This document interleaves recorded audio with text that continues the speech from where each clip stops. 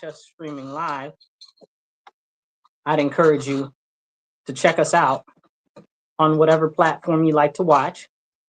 But we're always on YouTube. That's the Marcus C. Williams channel on YouTube.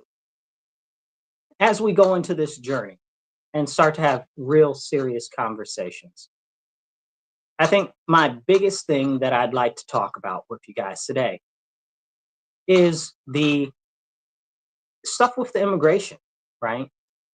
Like that's a very, very serious issue right now. And we have to ask ourselves, are we willing to actually address it head on? Is it something that we're actually willing to have conversations about? Are we willing to have those tough conversations? So let's dig and dive right into it as I work on getting these microphones together. So if you're tuning in online, please make sure that you hit the like, share, subscribe, drop a little heart or drop an emoji in the comments. And if you drop a comment, I'll do my best to bring the comments up on the screen. Okay? So do that for me. Do that solid for me. And I'm going to do what I can to pop your comments up because every comment and every share helps. It's really helpful. It helps get the message out there to more people because more people need to have the serious conversations. Now let's get back to it and jump into this illegal immigration and or what do people like to call it? Oh yeah, they like to call it migrants, right? The migrant crisis or whatever the case is. Let's start off with a couple of definitions. Let's start off with the definition of migrant. A migrant is a person that lives in a territory, is subject to their laws and stuff like that, and they are living in that nation. So for example, if somebody was to move from California to Wisconsin, right? That would be a migrant. If somebody were to move from Mexico to Wisconsin legally and go through the process, that would be immigration. So that's the difference between an immigrant and a migrant. Then you have, or you can even, depending on the circumstances, a legal immigrant or a legal alien, you would say, right? Like a legal alien is somebody that either has their green cards or has their paper on their way to naturalization. And that's a serious, important conversation to have. But we don't like to have conversations about actual legal status of the immigration system right now. But many people don't talk about how seriously overburdened the immigration system is. I'm big on making sure that people that are on refugee lists that have been waiting and waiting and waiting are able to get processed adequately. But right now, because of the sole push for illegal aliens to be able to come into this country and just hop the line on everybody, you know, hopping over the fence or coming under the ground or coming over in a, what do you call those things? Shipping container or however they get in here. Because of all of those things, the people on the refugee list are pushed back decades, right? Like if you're on a list right now to be a refugee to come into the United States of America, you're very far back on the list right now. You're like 5-10 years out if you're on a refugee list right now. And that's terrible. That's terrible. But why is that? Because of illegal aliens. It's not because of the government. It's not because of other people. It's because of illegal aliens. Now, I figure that the refugees in refugee camps are trying to do it the right way, get sponsors and get people to bring them over here to help them out. They should take precedent over all of these other people that are just coming in here. Okay, like that is jacked up. Like they're trying to do it right and now they're getting delayed. You also see a similar thing happening with people that are residents or permanent residents or citizens that are trying to bring their family over here. So now those things are backed up too. Why? Because immigration is so backed up. Anybody that's been processed in the last couple of years, they're 10 years out for an appointment, almost all of them. Because at some point, they just got so stacked with people that they couldn't do anything.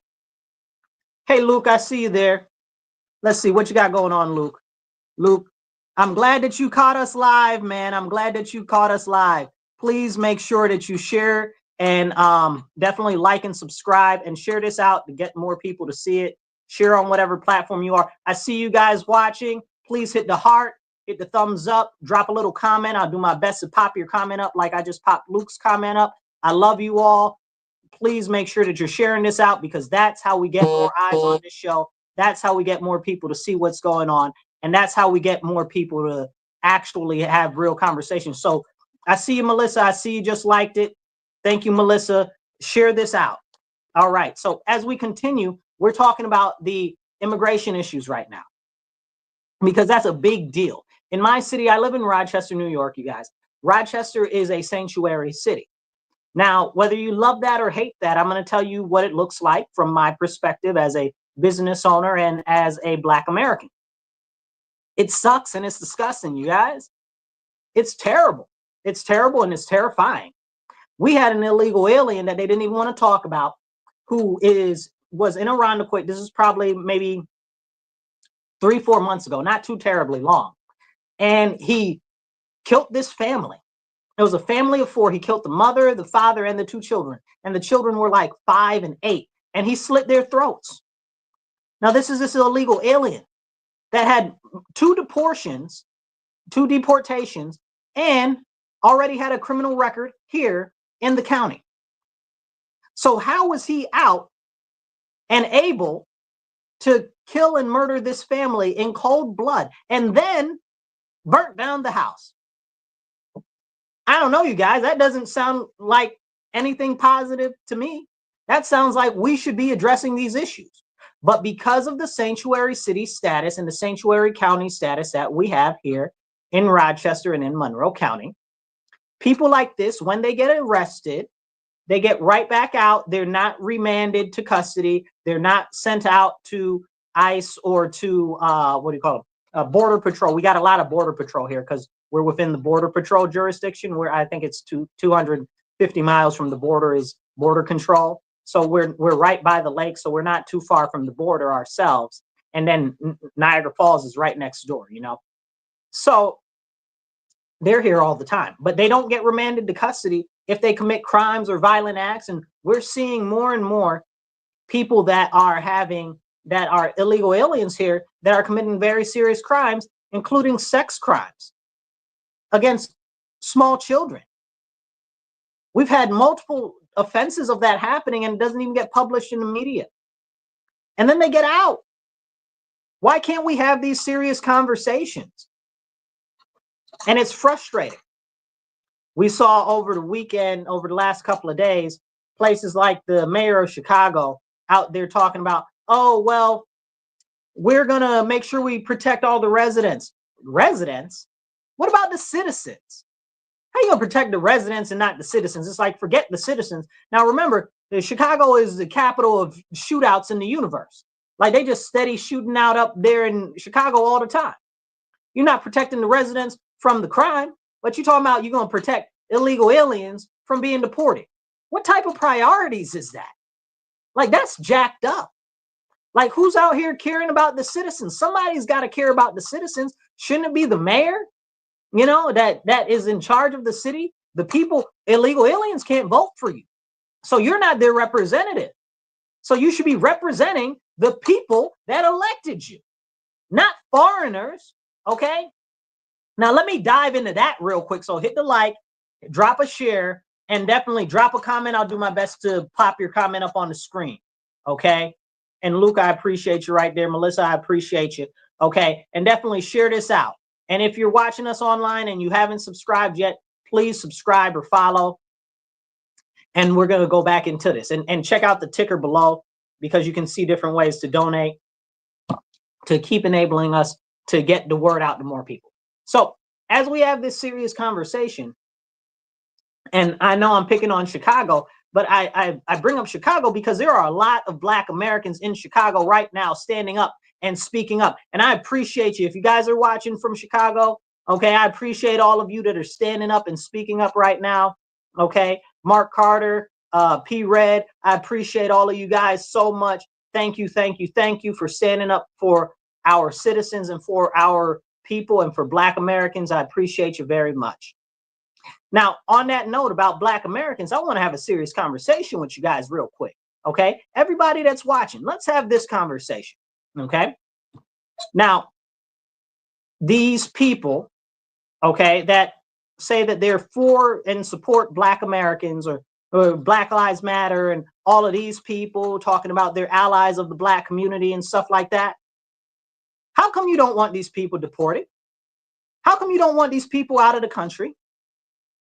And you're like, oh, well, Black people should support them too because they're all minorities. Aha, that's racist. Okay, let's be real or let's be clear.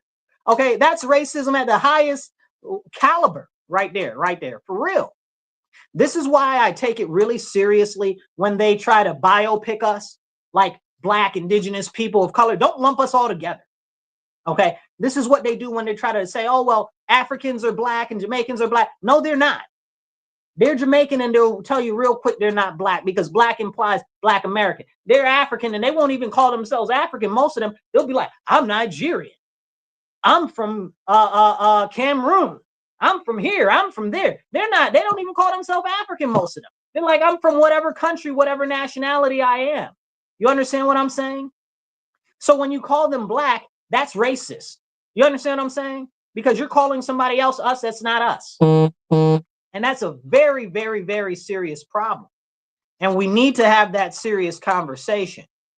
But we're not having that serious conversation. And that's why when it comes into this illegal immigration nonsense and illegal aliens and the deportation and repatriation situation, they're like, well, why won't Black people support them? Let me tell you exactly why Black people are not supporting people who came into this country, broke these laws, and are getting subsidies from our government. Because they are taking resources away from the working class and those in poverty. They're taking resources away from the actual citizens of our nation. Where Black people about to go? Where are we about to go? Mexico, Canada, they don't want us. You think Colombia wants Black Americans? They don't want us. Don't nobody want us. Don't nobody want regular Americans. They definitely don't want Black Americans. You can't even be white and go to Poland. Poland don't want none of y'all. I was watching some videos from some friends of mine that are deployed over there in Poland, bro. And they were showing how the Polish people treat them, how a lot of Polish people treat them. And they're just mocking them and ridiculing them because they're like, you're soft, you're a pansy, you're this, you're that, because of what the people that have been in power the last couple of years have been pushing, what our media pushes, and all of the nonsense that's going on. Nobody wants Americans. So who's to help America but Americans? But you're prioritizing these illegal aliens. That is a very, very serious offense and affront to anybody that is an American citizen. And we need to be able to have that very serious conversation. You guys, if you're watching online, please hit like, please hit share, please hit subscribe. And remember, you're listening to The Divide on WRFZ 106.3 Rochester Free Radio. And if you drop a comment, I'll do my best to share it on the screen. So as we have this conversation, remember, Black people are citizens of this country. We've been citizens for the history of our nation. And there were many people that were enslaved that would now be considered or classified as Black, okay? And we're not going to dig into that too far today, but I would like to dig into that some episode in the future, because almost every Black American is American Indian, not actually of African origin. There were very few people brought from Africa to the United States mainland. They like to talk about the triangle trade and the slave trade and stuff like that. There were more people that were shipped from America to Africa and to Europe, okay, and to the Caribbean than there were people that were shipped here. That's why if you ask any Black Americans, most of their parents or grandparents will be like, oh, well, we're Native American, this is our tribe, this is where our people come from, whatever. But because of the concept that, Native Americans are more white and they're more Anglo or Anglo-Asian or whatever the case is, they try to classify that as what it actually is to be American Indian. And that's wrong. That's wrong. Those are, first of all, most of those are Midwestern, all the way Southwestern, okay, or Northwestern, okay, features and phenotypes. That's not on the East Coast. The East Coast were very dark, okay, and were black. So that's a whole separate conversation, and people don't want to have that serious conversation. And we're not going to dive into that today, okay? But that's a fact of the matter. You can look up the reclassification of the American Negro from them changing it on different records and stuff like that, and in the census from American Indian over to Negro, and that was the people that were not on, that were Indian but were not on reservations, and that also goes back even predating the Trail of Tears, which is a whole separate conversation. So back to it. So with the illegal aliens and the illegal immigration and stuff like that, these people are taking away from the American taxpayer. It's that simple. They've been brought here to overwhelm the system, to create a permanent subclass, to prevent the American citizen from being able to be upwardly moved. They are stealing resources away from American citizens. And they're not even subject to the laws of our jurisdiction because they're foreigners. So people will say, oh, well, they've got rights and stuff like that. No, they don't. They don't got not a one right. Okay, because America doesn't recognize international law. That's number one. Remember, we got a law that Congress passed that's on our books that if they try to take one of our people to the International War Crimes Courts, the ICC, over there in the Netherlands, that we can invade the Netherlands. Can we talk about that? Okay, I support that. Okay, because later for them, they don't tell us what we can do. Okay, but the point is that these illegal aliens, people are like, oh, well, they have rights. No, they don't. They're not subject to the laws of this jurisdiction. Like, what don't you get or understand? They're not citizens. The Constitution does not apply to them. And that's something that we really need to understand. But because of the lack of civics in America, and because people don't understand how the Constitution or Declaration of Independence or any of the founding documents actually work, and most people haven't even read them at all. You know, most people can't even name you 3 of the 10 Bill of Rights. You know, and if you ask anybody, can you tell me what are the rights protected in the First Amendment? They don't know. They might know free speech. That's maybe. They might know free press. Maybe. I doubt that they even think that they're both in the same amendment. And none of them ever say your right to redress your grievances with your government, which is the most important one in the First Amendment. Okay, that's the most important issue. And we've seen that be stripped away from us over the last couple of years, more and more and more. So I'm glad that the president currently is talking about restoring freedom of speech and stuff like that, because it's not just freedom of speech. Freedom of speech, okay, and we're going to take 2 seconds and I'm going to come back to the illegal immigration stuff. But freedom of speech is not really what the First Amendment is about. Now, catch me on this one, because this is important. If you're not listening, listen faster and listen better, okay? So the First Amendment talks like this, okay? And I'm going to paraphrase it, but it says that you have the right to free speech, you have the right to peaceably assemble, and you have the right to free press, and you have the right to redress your grievances with your government. So the question is, then what is the frame set of that whole constitutional amendment, right? And the whole frame set of that amendment is because those were rights that were being taken away and people were being jailed for speaking up against the British Empire. They were trying to jail people for publishing essays and pamphlets and stuff like that. Okay, our common thing today for freedom of press, because freedom of press is a very important issue. So I don't have any things to use as what do you call them, props, if you're watching online. I wish I had like a little pamphlet or something. So freedom of press is really your ability to write down your ideas and distribute them. Okay, it's to take your ideas and distribute them. That's what freedom of press is, to distribute your ideas. And it's really largely those ideas in relation to your issues with the government, or the direction of government, or the direction of the leadership in relation to representation. That's the mindset behind the First Amendment. The First Amendment with the freedom of speech was largely related to being able to speak up on the issues that you thought were important in relation to the government. Okay? Whether it's for or against it. But people were being jailed for that type of stuff. And we can't have that type of a conversation. That's why I was very upset during COVID over that stuff, where they're out there shutting people down and saying, you can't say this and you can't say that. And I'm like, but you can. The Constitution protects that right, specifically when you're talking about issues in relation to the government. And it's also about the dissemination of information, especially the information that you're disseminating yourself.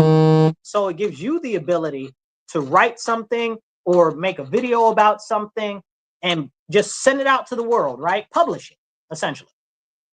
But they tried to strip that away. And now the president is like, oh, well, we're going to help you guys and give you a little more leeway with that. Lord willing, it stays like that. Lord willing, we keep our rights to that, and we don't end up like we've ended up over the last couple of years. It's very important to me. So let's get back to the illegal immigration stuff and the illegal aliens, and the fact that we need to put them out because it disenfranchises all of the Black Americans and the Latino Americans and the various other American ethnicities and stuff like that. So this is serious. Look at it like this. Walk with me on this, right? And drop a comment, drop a heart, drop a little emoji in the comments or whatever, and I'll do my best to pop it up on the screen.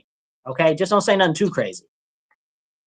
But as we share this conversation about immigration, and we don't talk about the impact of the services that are being provided, what did they say? They spent $300 million from,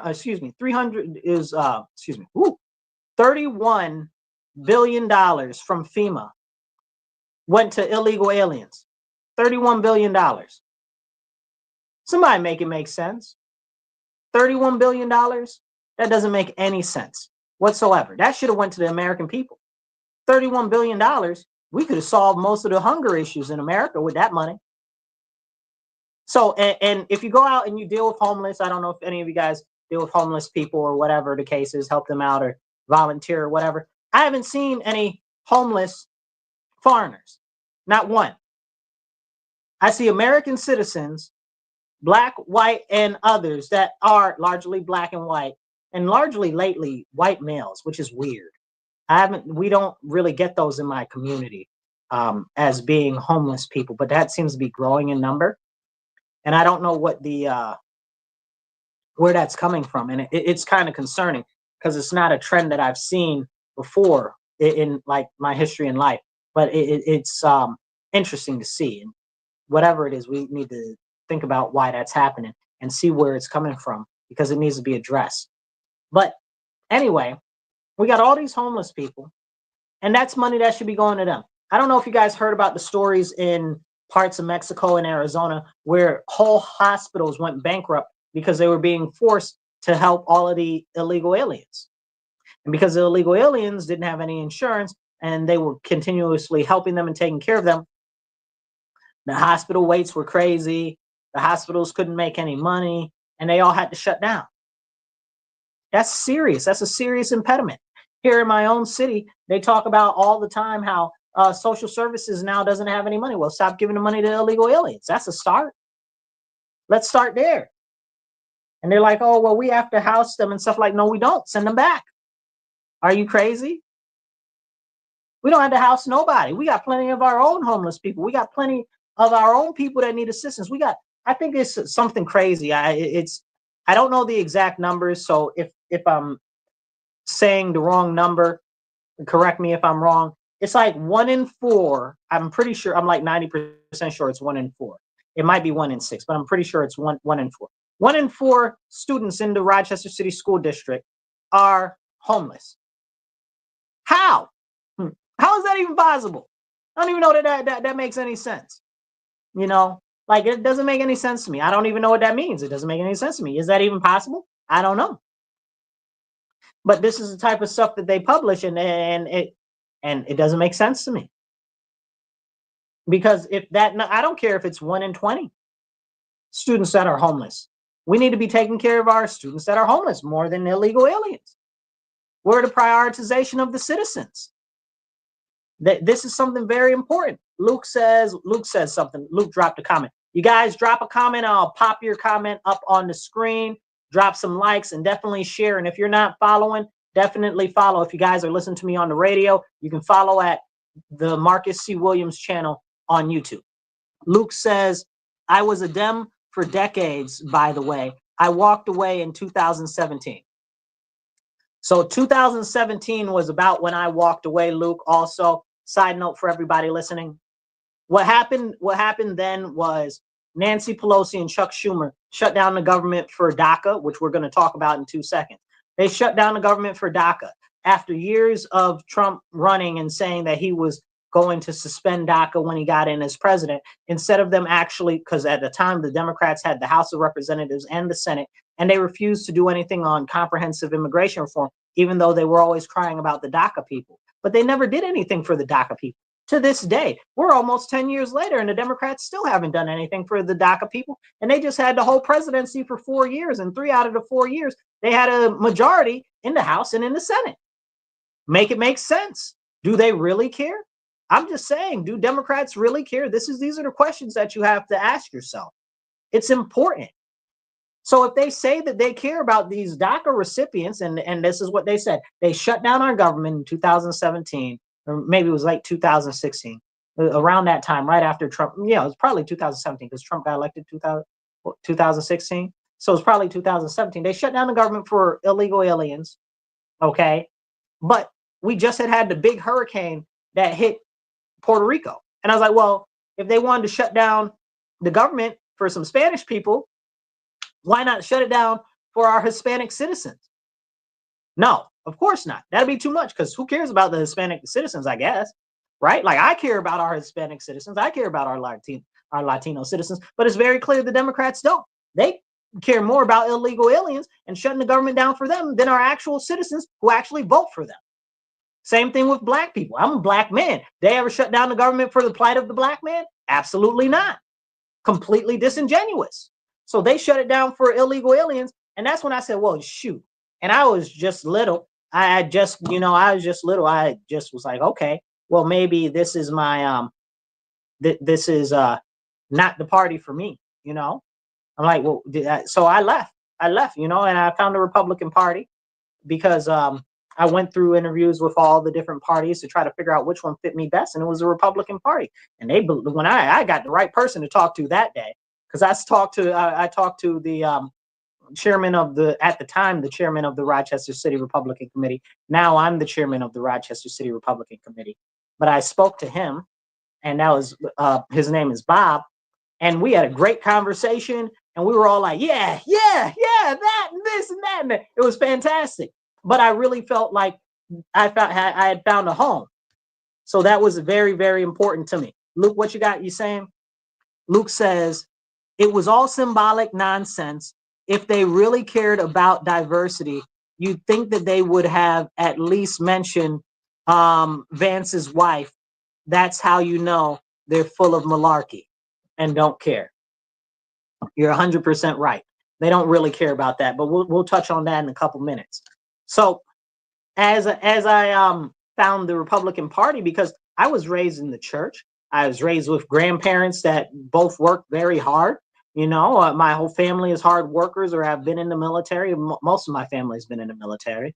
I've got family that's fought in every war that this country has ever been in since the Revolutionary War and before.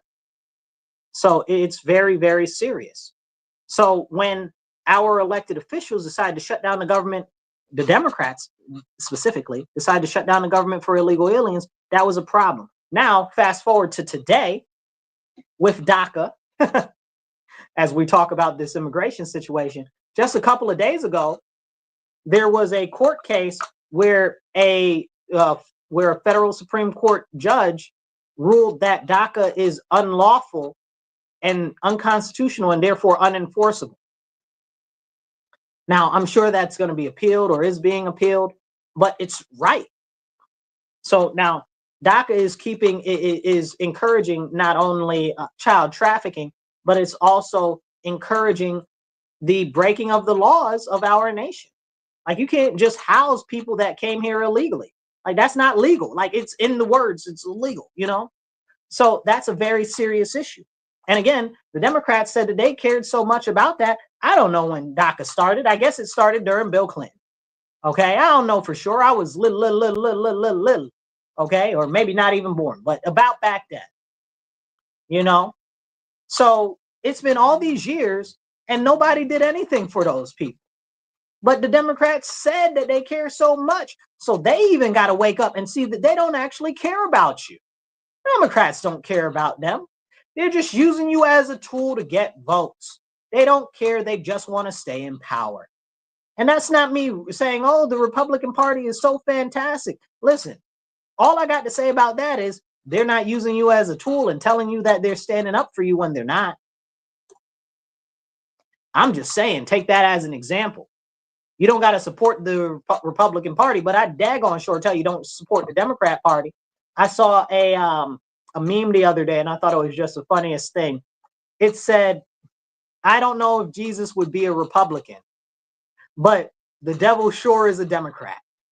And I was rolling. That was too funny to me because it's true, right? Like, I don't know that Jesus would be a Republican, but the Democrat Party is where the home of the devil actually would be. And I hate to say that to anybody that is a Democrat and is all huffy about it.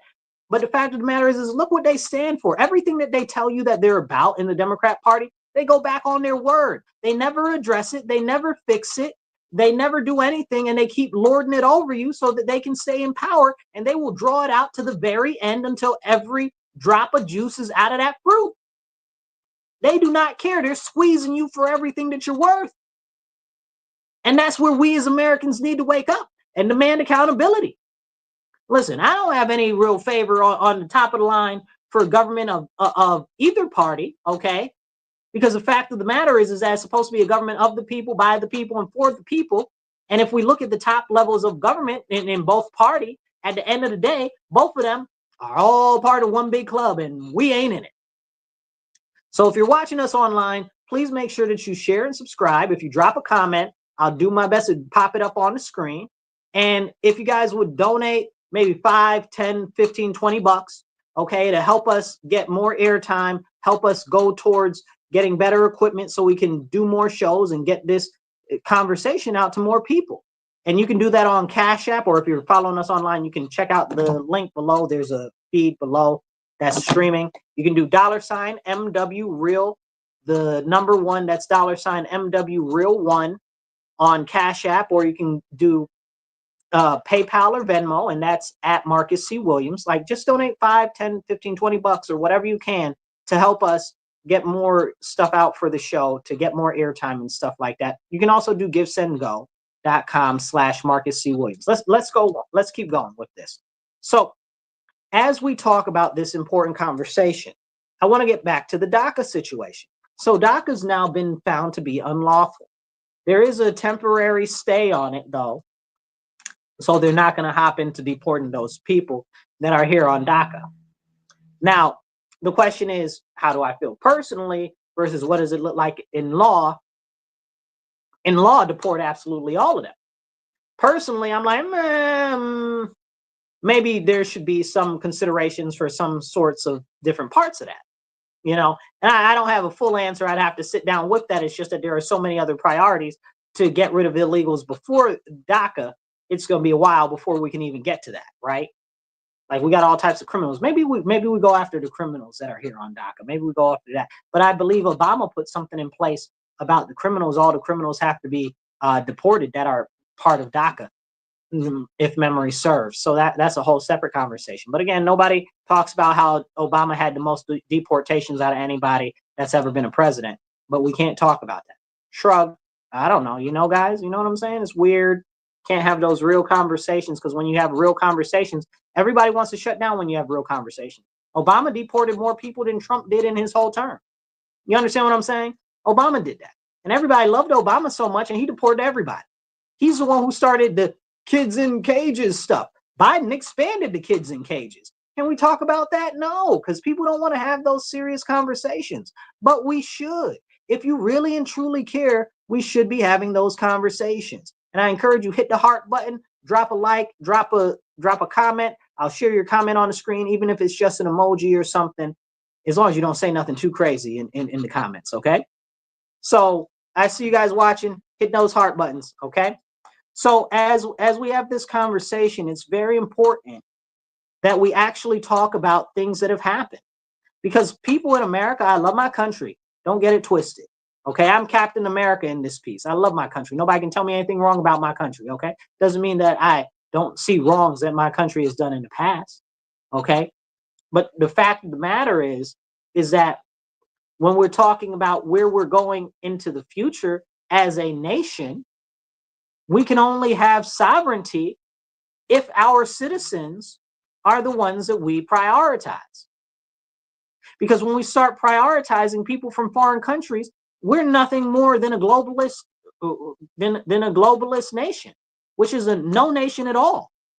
And that's very, very serious. And I know most Democrats don't want us to be part of a greater government that's a one world order. And I know most Republicans don't want us to be part of a greater government that's one world order. It's very, very serious. And we need to have these conversations. But the question is, can we have these real conversations? And nobody wants to talk about it. Let's jump into the whole situation with Colombia, right? So Trump has started the deportation flights. Tom Homan has started the deportation flights.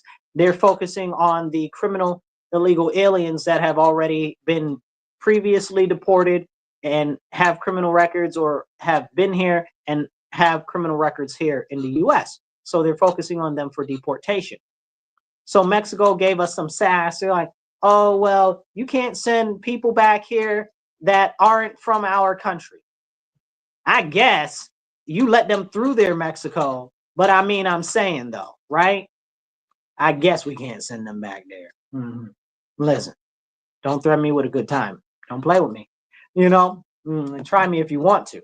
But we look at, they said that, but we can deport Mexicans to Mexico. Now, we'll talk about the Mexico situation in a second, but I want to talk about Colombia. Colombia yesterday said, oh, because we tried to, I believe it was 2 flights, 2 different planes we had to drop the people off over there in Colombia. Now, if you guys know about Colombia, you know, probably, you know, narcos, you know, that all the cocaine comes from Colombia. Not all of it, but you that's like the commonality, you know. Colombia, drugs, cocaine, that type of stuff, smuggling, so forth. Even human smuggling and organ harvesting is real big down there. Them people crazy. Okay, I guess they're saying Colombia got better, but that's only because they sent out all the criminals over here. And you wonder why so many people are going missing. But we can't have those conversations, and we really should be able to have those conversations about all these missing people. But anyway, the president of Colombia was like, oh, no, we're not going to take these flights because you're bringing back criminals, and we're not going to take the criminals. Excuse me? You're not going to take your own people because they're criminals? Whose face are you playing in? So Trump said, okay, bet. Don't take them if you don't want to, but we're going to put a 25% tariff on you. And if you don't change your mind in a week, we're going to put a 50% tariff on you. And oh, by the way, we're going to block your visa, all your homeboys' visas, and everybody else in your party's visa from coming out into the U.S. And we're going to prevent you from putting money into the U.S. and so forth like that. Listen, let me tell you, when the president capitulated from Colombia in less than 2 hours, the president of Colombia gave in. I mean, he folded like a $2 bill, okay, on a holiday. It was real. He folded up real fast, and it was hilarious. He was like, listen, he's like, my bad, you guys. Listen, you can even use the presidential plane from Colombia to bring them back over here. Go on, just send them all back. We'll take them all. And they have people that are Democrats out here saying, oh, well, look at what Colombia is saying. They're not having any of America's nonsense. They're not taking them back. But they didn't talk about the fact that the Colombian president said that and then immediately retracted. When Trump was like, listen, test me if you want to see what's about to happen. But the Democrat people wouldn't talk about that. And then they're like, oh, well, you know, Colombia just wanted to do that because they didn't want them to come there in handcuffs and stuff like that. They don't want the criminals to come there in handcuffs. Are you daft? Is your brain working smoothly? Clearly your brain ain't working too right, okay? Because you wouldn't say that Colombia doesn't want these criminals in handcuffs when they come back. That ain't had nothing to do with it. That's just something that somebody else said to try to make it like, oh, well, there's another reason behind it. It's not actually what it is. The fact of the matter is all of these people are criminals that they're sending back. Minus maybe one or two people that got caught up in the raids because you made us have to go look for the criminals because you wouldn't remand them to custody to begin with. If you would have just remanded them to custody and allowed them to be deported to begin with, it wouldn't be a problem at all. But because now people got to go search for them and they got to go through all the different houses and apartments and stuff like that, other people get caught up in the sweeps. And that's on all of the Democrats and all of the leftists that wanted them to keep them and wanted sanctuary cities and stuff like that. If you're so sad, if you're so mad, end the sanctuary city policies, you guys. If you're so mad and so sad about all of the deportations, end the sanctuary city process and end the sanctuary city things. End it. That way, the police and the sheriffs and stuff can send the criminals to ICE or to CBP or wherever, Border Patrol, whatever, and have them deported. And then you don't have to worry about them coming into neighborhoods and picking up other people in other parts of the family or friends or whatever that are also here illegally. Which, if you ask me, they should all be deported, but there is a priority here, and the priority is the criminals. But if they out there tied up with the criminals in the same building, in the same living facilities as these criminals, they're going to get swept up. Now, whose fault is that? That is the fault of all the Democrats and all of the people that wanted the sanctuary cities and the sanctuary jurisdictions. You can't blame that on nobody else but yourself, because those people broke the law to begin with. And you trying to keep them? What are you doing? What are you talking about? If you're following us, hit the like, hit the heart, hit the share, okay? And definitely drop a comment. I'll do my best to pop your comment up on the screen. Now, as we have this conversation, let's remember, how many white people were out here talking about Black Lives Matter, we're allies and all of this? What allies? What allies for Black people are you? Because you're saying that you support all these illegal aliens. If you support illegal aliens, you don't support Black Americans. You don't give a flying monkey's uncle about us, because they're taking jobs from us. They're taking educational resources from us. They're taking housing from us.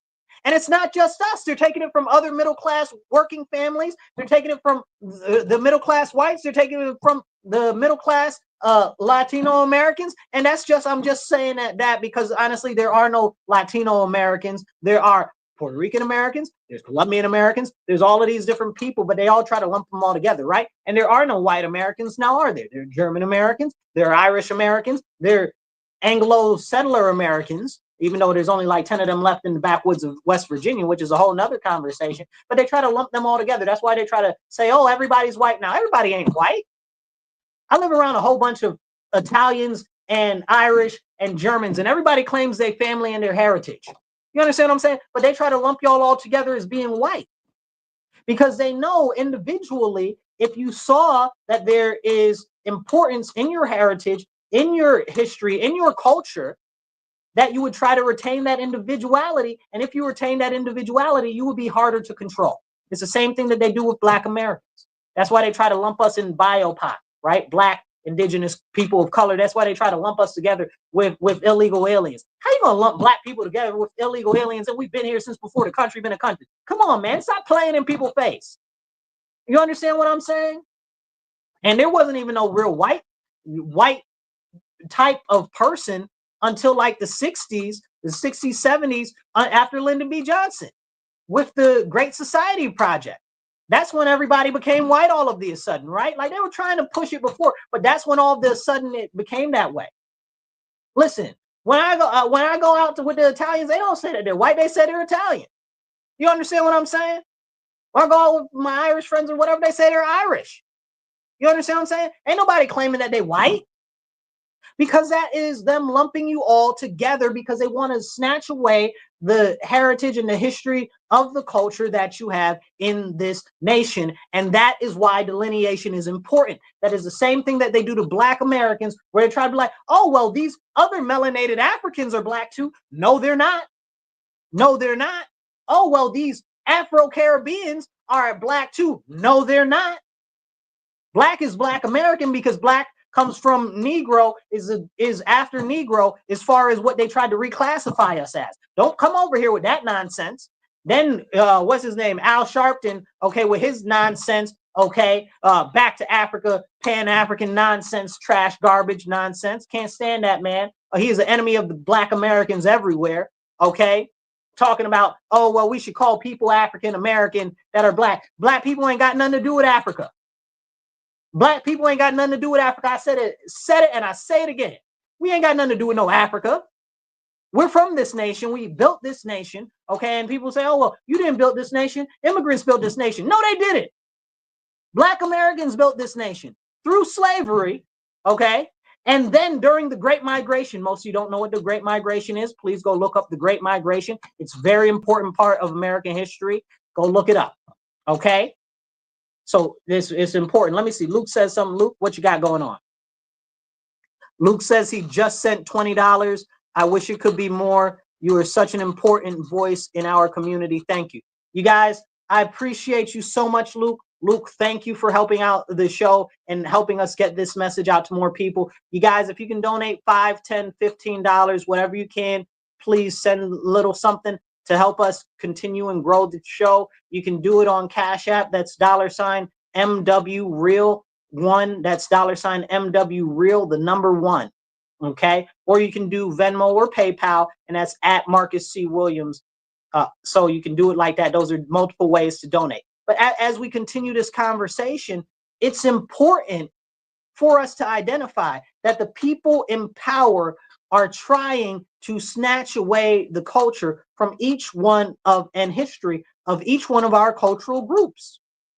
They take it from they made Italian Americans, German Americans, Anglo Americans, Irish Americans, Scottish Americans. They made everybody's white all of a sudden. So that erases your history, your culture, your family. You don't get to claim any of that no more. Make it make sense. And again, that's what they try to do with Black Americans too. All of these people are us. Those people aren't us. Those people aren't us.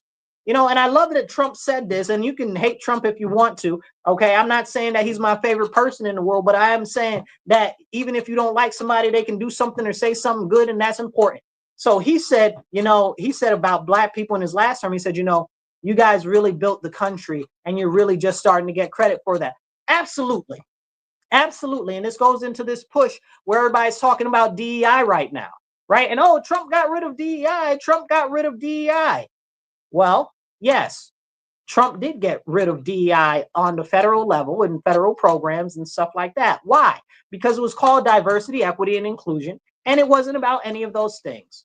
Not at all. You know who got the majority of the jobs from the DEI situation? White women. White women got the majority of those jobs. After white women, the next largest segment is alphabet white men. Make it make sense, you guys. Make it make sense. And black Americans only accounted for like less than 4%, okay, of the jobs in relation to DEI. So you tell me how that's helping Black Americans. Explain it to me like I'm 5 years old, okay? Make it make sense to me. See, but this is the myth. This is the narrative that they're pushing to make you think that something is something that it's not. And they always use Black Americans to try to push in all of this nonsense. Guess what? As Black Americans, we're not going for this BS anymore. When I was little, the elders said, oh, well, we want a better representation of Black history in school. So that's people like Benjamin Banneker. That's people like Medgar Evers. That's people like oh man, I have a good list. Ernest Just, Dr. Ernest Just. That's many great Black Americans that have contributed to science, medical, and entrepreneurship, innovation, and different things in our history. Even Garrett Morgan, you know, Black people created the modern sailboat, the traffic light, the stop sign, all of these things. Where do you see that in the educational system right now? Where do you see them teaching that? No, but they'll teach Black people, oh, the government is against you. Oh, white people are against you. Nobody likes you and you can't accomplish anything. That is the most racist thing that you can say at all, because it belittles and it condescends Black Americans to try to steal from us our greatness of our nation and what we have contributed to America. And the people that should be most offended by that, honestly, outside of Black Americans, is white Americans, right? Like, white Americans should be very offended by that. Why do you say that, Marcus? Because they're telling Black people that they should hate you because you're against them. Is that true? I don't know. Maybe some of you are, right? Like that's just a fact. Some of you are. Some other people are against you. You know, look at the Indians and the Chinese. They're against you. They're against us. They're against our nation. This other stuff. You know, it's true. It happens, right? But it's not everybody. So when they're out there saying that, oh well, the white people hate the Black people and that's why Black people can't achieve, y'all need to be the first people to be like, don't lie on us like that. Yes, there has been times where there's been racism in this nation and in the history, but that's not what we're about nowadays. And we're doing our best to make sure that when we do have engagements and stuff now, that we're not continuing on and pushing forward that type of a narrative. White people got to stand up against that nonsense about you letting them other people tell you and say that white people are against Black people. Stop letting them say that dumb stuff. Y'all need to check these other white people before Black people check them. Because if they're out there preaching that white people are against Black people, how is that benefiting you as a white person? Is that good or is that bad? You make it make sense to me. All that does is hurt your ability to work with other American citizens that are Black, and it creates animosity, hostility, and division, while at the same time, the people at the top of the government, the corporatists, the government elitists, the ultra wealthy, all of them, they still getting their money. They ain't got a care in the world. They don't care about no racism. They ain't trying to hear about no racism. But they got us down here in the middle class and those in poverty trying to fight against each other, because they know that if we turn together and we work together, that we might tip the whole board over, that we might take that teapot and we might pour that teapot out because all the tea is spoiled. Come on now. Listen. So disgusting, it makes me want to spit, y'all. But that's how they're doing us right now. They're trying to divide us. And all of this DEI nonsense, none of it teaches the greatness of the contribution of Black Americans to our nation, which is vast. Okay? And we can't talk about it because they don't want us to talk about it. You know, and then we see our famous Black American people like Frederick Douglass, who was a stalwart Republican. He said, I'm a dyed-in-the-wool Republican and never wanted to be a member of anything else except the Party of Freedom. Talking about the Republican Party. That's what he's talking about. But the Democrats and the left always co-opt Frederick Douglass as their imagery all the time. They do the same thing with Susan B. Anthony. Susan B. Anthony was pro-life. She loved babies. She was not for abortion. But they try to make her like she's all for abortion and she's the queen of leftist nonsense. But that wasn't who she was. But we see the same thing. Do they talk about Benjamin Banneker like that? You understand what I'm saying? Where's his he's just a footnote in history.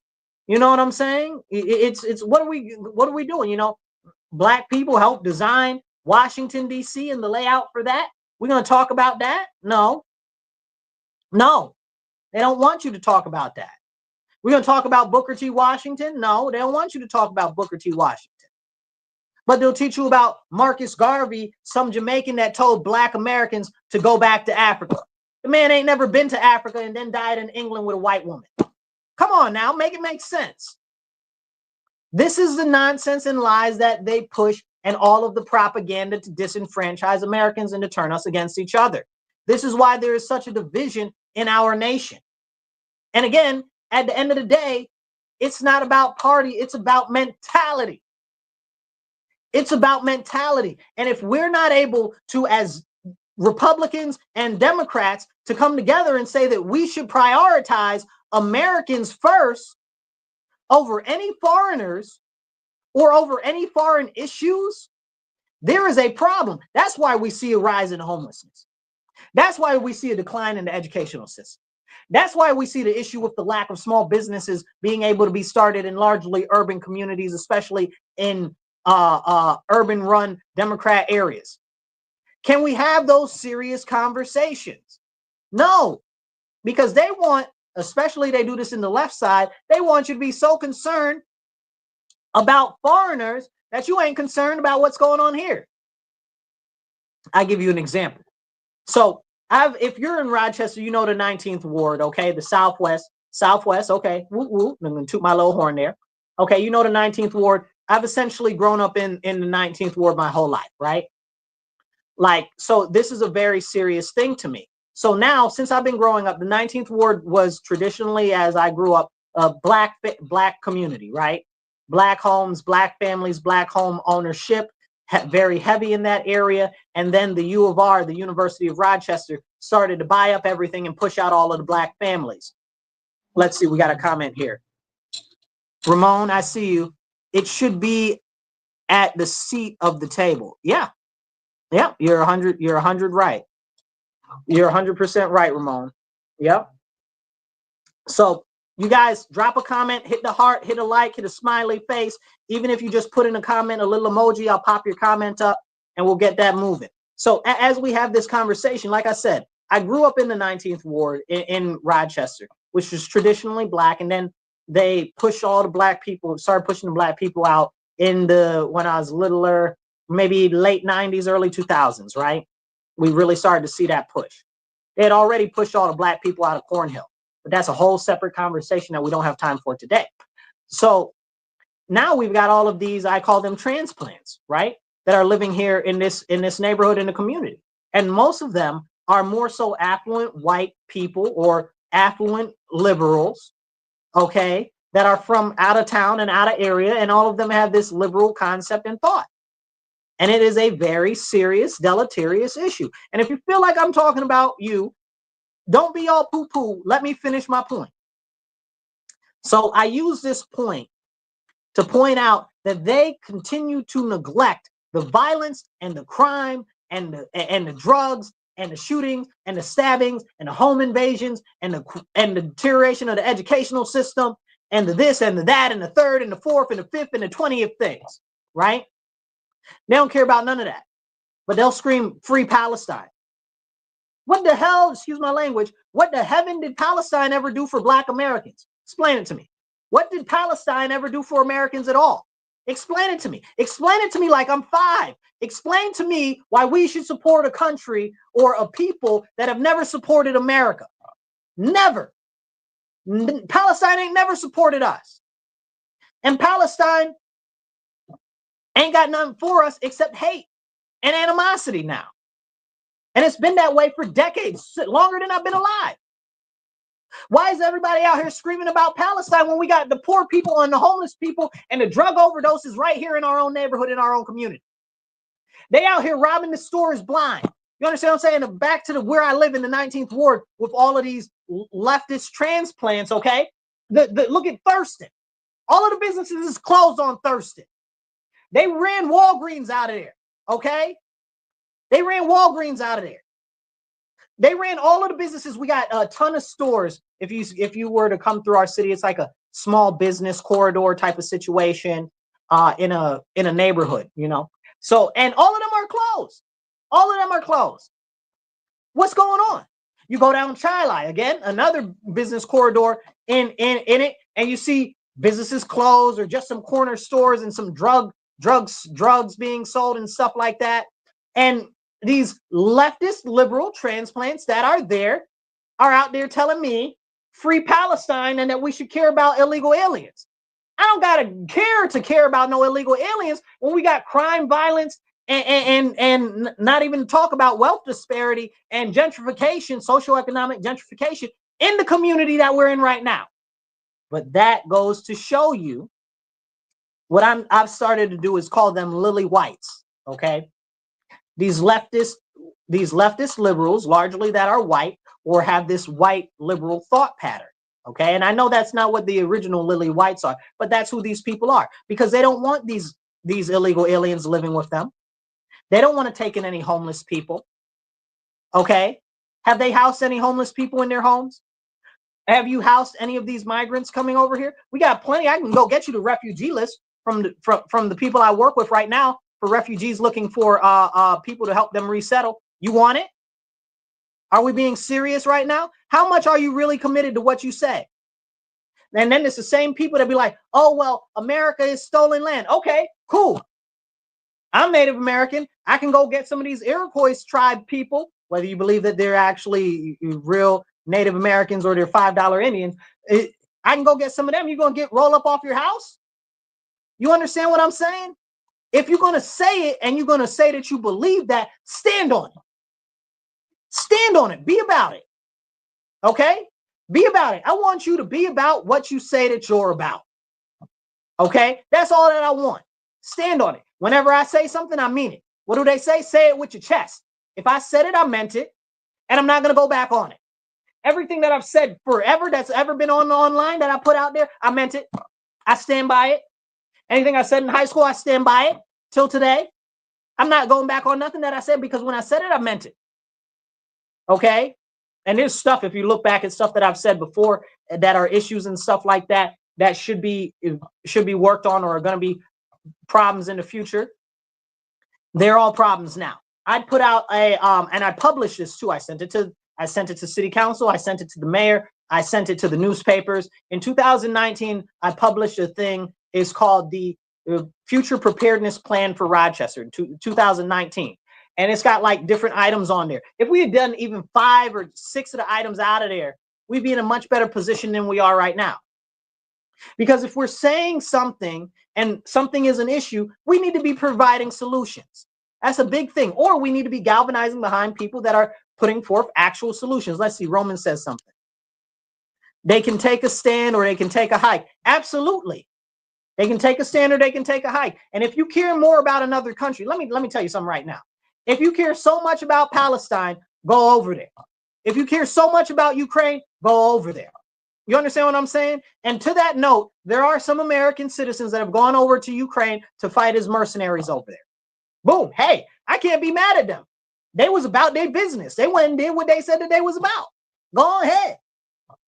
But if you care so much about Palestine, go on over there. You care so much about making Mexico better or making Colombia better or making wherever the country is where these illegal aliens is from better, go down there. They need your help. But you don't want to spend your capital. You don't want to put your energy into that in their country. You'd rather expel your energy for stuff here in our country that is deleterious to the advancement of our actual citizens in our nation. Don't even get me started, because it's a very serious issue. Let's see. Luke says something. What you got going on, Luke? Luke says, right on. I live in the 19th Ward too. And every time I drive down Genesee, it makes me sad. It is sad, bro. Listen, I've gone to all of my schools have been in the 19th Ward. Okay, because of the deterioration in the 19th Ward, that's how I ended up in politics, you guys. Because of seeing how the things went backwards in my neighborhood, in my community, I'll give you a long story short on how I got involved in politics. I got involved because I went to my city councilman. I said, hey, bro, I don't like what's going on. I'd like to sit down and have a conversation with you, you know? And I'm wet behind the ears. I don't know nothing about politics, except I'm an American citizen and I have this concept that our government's supposed to represent us. So I went to him. He's like, oh, yeah, well, I'll sit down with a meeting with you next week. And next week never came. So one day I was going to Walgreens, which is now closed because of all the crime. right? Because we can't talk about the crime. We can't address the crime. You know, Walgreens is now closed. But anyway, I went there and there was a guy there collecting signatures to get on the ballot. Okay. And because in New York State, you have to collect signatures for people to get on the ballot. He's like, will you sign my petition? So I asked him like 10 minutes worth of questions about a petition because I'm not putting my name on my signature on anything if I don't know what it's about. So one of the names that was on that petition was my representative for city council, Adam McFadden, who had ended up stealing a whole bunch of money from the poor people, okay, that he was supposed to be working on housing for. He stole like millions of dollars from the poor people. Crazy, insane nonsense. But at that time, we didn't know it. So he was like, well, will you sign my petition? And I thought about it because his name was on there. I was like, absolutely not. You know what? I think I'm going to run for office. And that's what got me involved in politics. And that was about 2017. And that's why I ended up getting involved. So that goes back to the story I was telling earlier. But seeing what happened in my community, like Luke says he lives in the 19th ward and he hates what happened when he goes down Genesee Street. We used to be a bustling, thriving community with massive amounts of small businesses. I had a store on Genesee Street. I also had a store on Chila Avenue. Okay. I had a store on both of those streets. So when you want to talk about business and the issues with small businesses in the neighborhoods, in the community, I can tell you specifically. So I don't want anybody to say nothing, because anybody that's got some lip to say something about me in the neighborhood ain't from the neighborhood. That's it. Point blank. Y'all not from here. Y'all transplants. Okay. Y'all ain't do no businesses. What businesses y'all opened and ran here for years? Okay. In the neighborhood, in the community that I went to, all my schools are in. You understand what I'm saying? So anyway, but this is the fight that we have with people that know so much that isn't so, right? And it's disgusting. It's really, really frustrating. So it's disgusting, makes you want to spit. It's ridiculous. So I'd encourage you guys, please, you guys, donate. I'd appreciate it if you can donate $5, $10, $15, $20, whatever you can do. It helps us get more airtime and put money towards getting better equipment so we can get the message out to more people.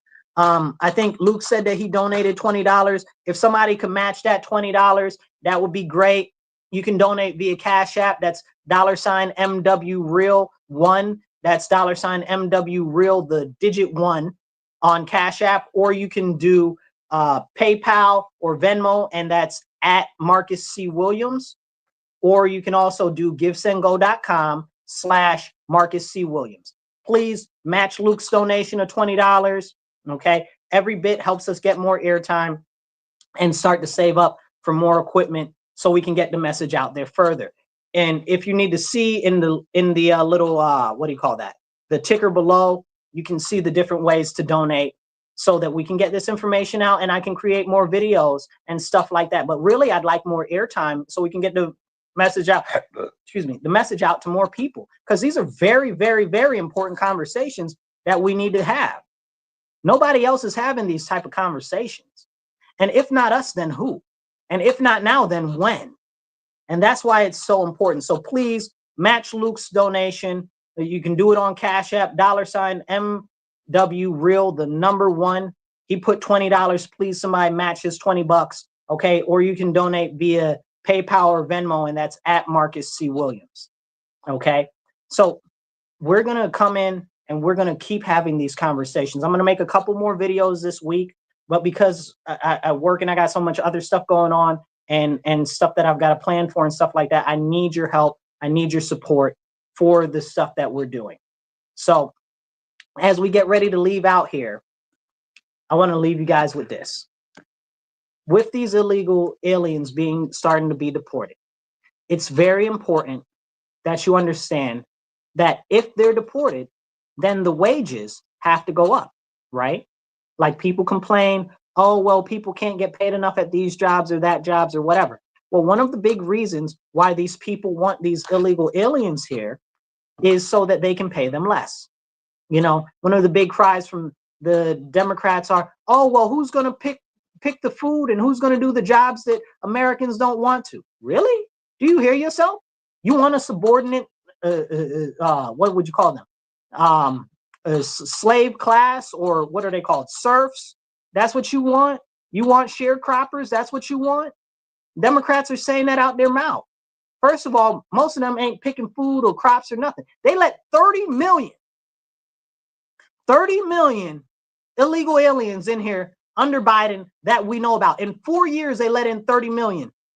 You know, there's only 40 million Black Americans, and we've been here 500 years, okay? Which we're not going to talk about why that is, and we're not going to talk about all of the situations along with Margaret Sanger and other things like that. But there's 40 million of us here, and they brought in 30 million illegal aliens. If that doesn't let you understand how much they hate Black Americans and how much they want to create a permanent subclass in our nation, you need to wake up. And any of these people out here saying that they Black allies or Black Lives Matter or they care about Black people, any of that, y'all need to be standing the hardest and the firmest against, okay, people that are trying to keep illegal aliens in this country. You should all be supporting repatriation and deportation, okay, if you really care about Black Americans. Don't play in my face and tell me that you care, but you don't, okay? Because with these people outside of the country, that means there are going to be more jobs available. Not only is it going to encourage innovation, it's also going to encourage wages to grow up, which is another thing that Democrats talk about all the time.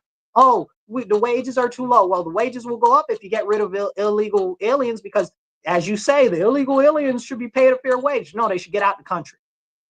But they're being paid less because they can be paid less because they're not here legally. So get rid of them, and then they'll have to hire actual Americans to do the jobs. And in order to get more Americans, that means they're going to have to pay a fair wage. Y'all the same people that be complaining about the minimum wage. I'm not trying to hear none of that, okay? This is serious, and this is important. So if you want a better, improved quality of life, if y'all out here talking about, oh, well, all of this, and then you talk about the unions and stuff like that. We support unions and stuff. Do you support unions? Because you sitting up here telling me that you care about illegal aliens. So if you care about illegal aliens, you can't care about unions. Because the unions are American citizens that are working hard to actually keep their jobs and stay in jobs. And I know some of you guys are members of unions and you're not the happiest with the unions or stuff like that. But I'm just using this as the point that they say that they care about the unions, but they don't really care about the unions because they support illegal aliens. If you care about unions, you should be supporting repatriation and deportation. That's a tweet. I think I'm going to tweet that out after the show is over. So this is very, very, very serious. Hit the like, hit the heart, drop a comment. I'll try to drop your comment up on the screen. Please do donate. That's Cash App, $MW Real One, or Venmo or PayPal, and that's at Marcus C. Williams. As we go along this journey together in our country, Trump said we're at a dawn of a new golden age for America. And I don't care if you love him or hate him. Let's make it a dawn for a golden age for us, right? Let's take advantage of this ability that is given to us right now to work together, to collaborate, to create more small businesses, to create more entrepreneurship endeavors, to improve the quality of education, with vocational training and on-the-job training to get people into better paying jobs so that they actually can have a living wage and can buy their own homes and don't have to struggle. Let's work on those things. Let's work on the food supply. Let's work on those things. Let's work on improving the quality of the food by pulling out all of the horrible toxins and seed oils and extra additives that are in the food, and go back to basic things like beef tallow and lard and stuff like that. Let's go back to the old ways because the old ways were good. And somebody will be like, well, there used to be racism and this and that. I'm not talking about that. Stop that. Sit down. Okay? These are the directions that we need to go to restore our country. He said that he's about restarting the golden age for America. Let's be part of restarting the golden age for America. And even if you don't believe him, let's make it happen for ourselves anyway. Okay, it's time to stand up, speak up, and don't shut up. Take action. I'll catch you guys later. Be blessed and be well. And remember, get active on the local level. Go to a city council meeting. Go to a school board meeting, fire district, whatever interests you. Get involved locally, because it's going to be up to us to make the change on the local level so that we can empower our friends, our family, and our whole nation and lift us up all together, because a rising tide lifts all ships. You guys be blessed and be well. Catch you later.